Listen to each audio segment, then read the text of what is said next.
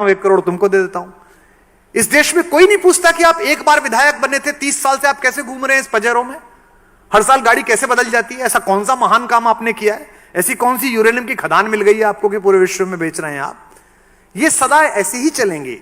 इनके प्रति गुस्सा करिए, नफरत करिए, बदलते रहिए, किसी पार्टी के हो जाइए, किसी के मत होइए, लेकिन मूल जिम्मेदारी आपकी है इस देश की आत्मा को बचाना, इस देश के मन को बचाना। वो जो मन था जो गांव की लड़की को अपनी लड़की मानता था, वो जो मन था कि जो चींटी को आटा खिलाता था, वो जो मन था कि जिसके दरवाजे पर आकर गाय सिर मारती थी और खाना बनाती हुई आपकी मां कहती थी लाली गैया आ गई जरा रोटी दिया, वो मन कहां चला गया?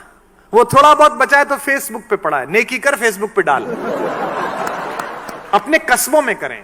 अभी समस्या क्या हो गई है? धर्म का मतलब, आध्यात्म का मतलब, गीता का, रामायण का, वेद का मतलब बुजुर्ग लोग, बूढ़े लोग, उनको धर्म की इतनी आवश्यकता नहीं है, क्योंकि धर्म को अप्लाई जिस फील्ड में करोगे वो तो जवान को चाहिए, वो तो युवा आदमी को चाहिए।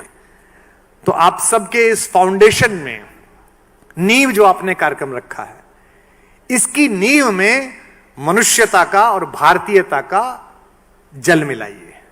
जैसे नींव में नीचे जब घर में नींव पूजन होता है तो वो छोटा सा कछुआ रखा जाता है ना, चांदी का, एक सांप रखा जाता है, पंडित जी कहते हैं।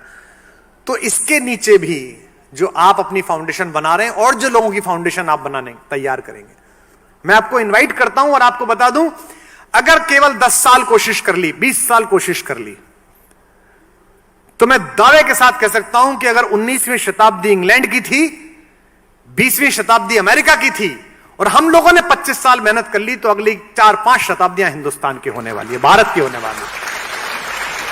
क्योंकि सपने जीने वाला देश है, युवाओं का देश है, चिंता करने वाला देश है। अब तो साइंस भी कहती है कि लॉजिक और मैथमेटिक्स ब्रेन की जिस सेल से एक्टिवेट होते हैं उसके लिए बेस्ट एटमॉस्फेयर इंडिया में है।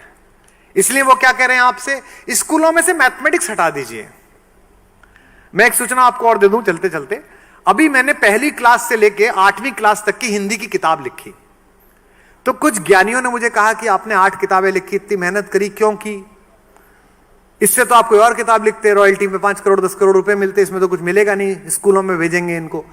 मैंने इसलिए वो किताबें तैयार की और इसलिए लिखी कि मैं किताब देख रहा था, बच्चे को कविता सिखाई जा रही थी, 10 साल की छोकरी लिए आम की टोकरी।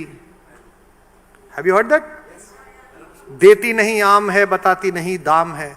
एक छोटे बच्चे को आप सिखा रहे हैं कि लड़की को छोकरी कहा जाता है। एक बुढ़िया का फोटो था, उस पर लिखा था कि बुढ़िया दादी दिन भर बकबक करती, काम नहीं है कुछ भी करती दादी।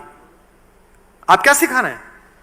फिर उसके बच्चे भी इस दिन आपके लिए कहेंगे कि दादी दिन भर बकबक करती, फिर आप कहेंगे बच्चों को कुछ सिखाया नहीं है, क्योंकि आत्मा का इंटेक ही दूषित कर दिया। और मैंने इतनी रिसर्च की जी, इतना ज्यादा मैंने शोध किया कि मैंने एक छोटी सी कविता लिखी कि गर्मी में टिंकू दादी के घर से बीज घिए का लाया, आंगन के कोने में उसने जाकर बीज दबाया, पूरे घर ने मिलकर उसको खाद और पानी पिलवाया। ऐसी मैंने कविता लिखी। तो रात को सोचते सोचते मैंने सोचा ये तो गलत लिख दिया, दादी कैसे लिख दिया? अगर टिंकू दादी के घर गर्मियों की छुट्टी में जा रहा है, इसका मतलब दादी कहीं और रहती है और टिंकू मम्मी पापा के साथ कहीं और रहता है, ये तो गलत संदेश है। तो फिर मैंने उसको सही करवाया कि छुट्टी में नानी के घर से, क्योंकि नानी तो फिर भी मामा के साथ रह लेगी, दादी तो बाप के साथ रहनी चाहिए। अगर दादी बाप के साथ नहीं रहती फिर कैसा घर है? मुझे पता नहीं कितने स्कूल इसे स्वीकार करेंगे, कितनी जगह जाएगी, लेकिन मैंने उस प्रकाशक को कहा है कि मैं समाजशास्त्र की भी लिखूंगा, संस्कृत की भी लिखूंगा, इंग्लिश की भी लिखूंगा, 8वीं तक की तो लिख ही सकता हूं।